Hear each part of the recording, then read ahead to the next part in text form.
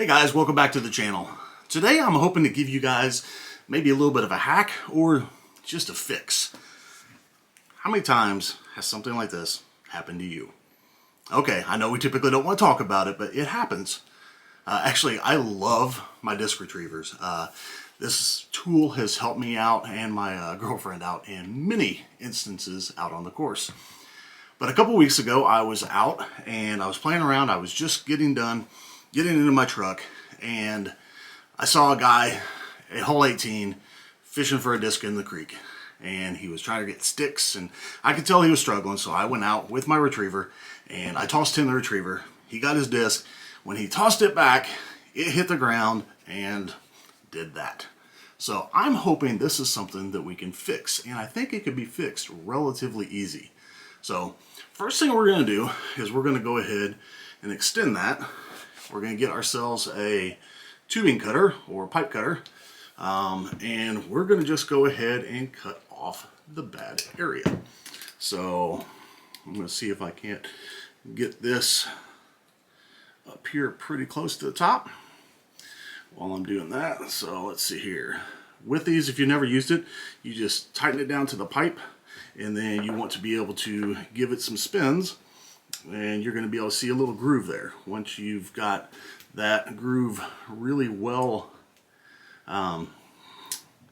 cut in there, go ahead and snug it up a little bit more and continue cutting more.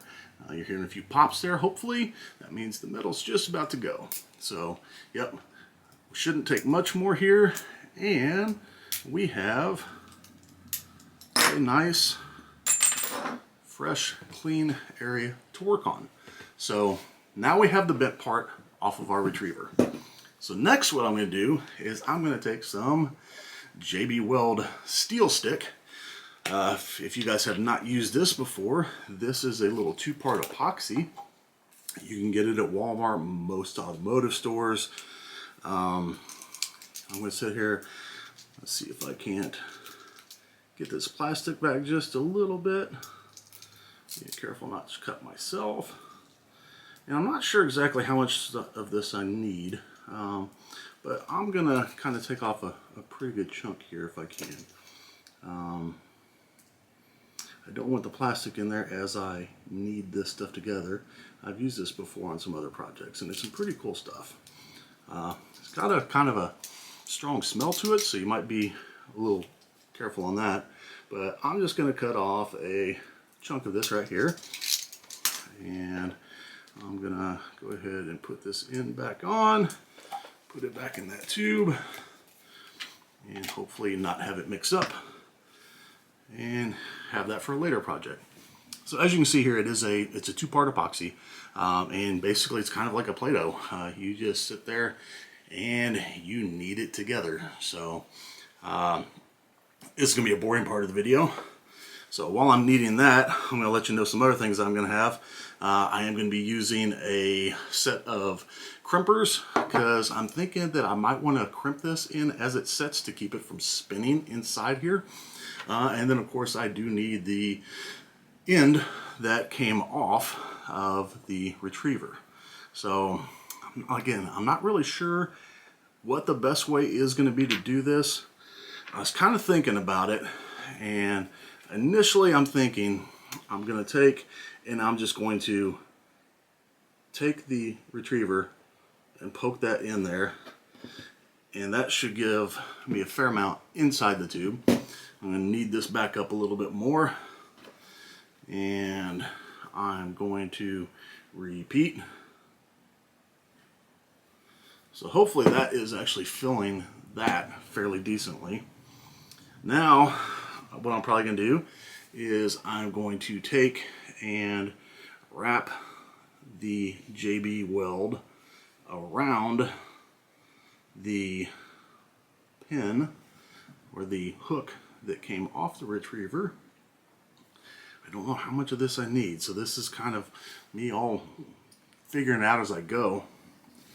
And then I'm going to take and jam even more of that in there. I figure I'm probably going to be losing some. Man, I really don't know how much of this I need to use. tell you what, I'm probably, I don't even know if I really care if it's sticking out there a little bit. I might try to clean up a little bit of this edge.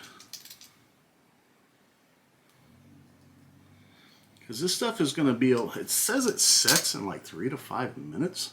And then you can drill it and sand it and all that good stuff after an hour.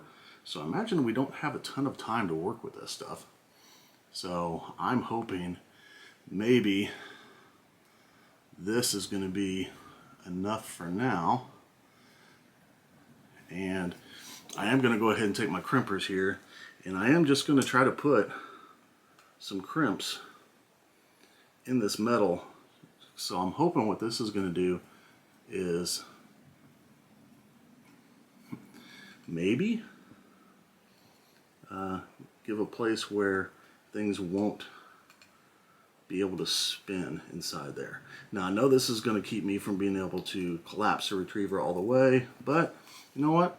It was already broken, so if this gives me just a little bit of extra life, why not, right? So I guess I'm just going to let that stuff set, and we're going to let it cure up a little bit, and we'll come back here in a little bit and check and see if we have any progress. A few moments later. Okay, it's about 2 hours later. I went away and watched a couple episodes of Book of Boba Fett to, waste the time while I'm waiting for this to cure. And guess what? It looks like it has cured. While it was in the curing process, I did go ahead and clean a little bit of the extra goop off of around there. I did crimp a little bit more to hopefully have it where it wants to stay. It's pretty tight. Where it wants to stay in there pretty good. I'm not really getting any wobble. It's really wanting to extend and collapse. Is it a perfect solution? No. Did it make my retriever a little shorter? Yeah. But you know what? At least my retriever's not junk anymore. It's something you can do for, I don't know, $7 at Walmart or your local automotive store.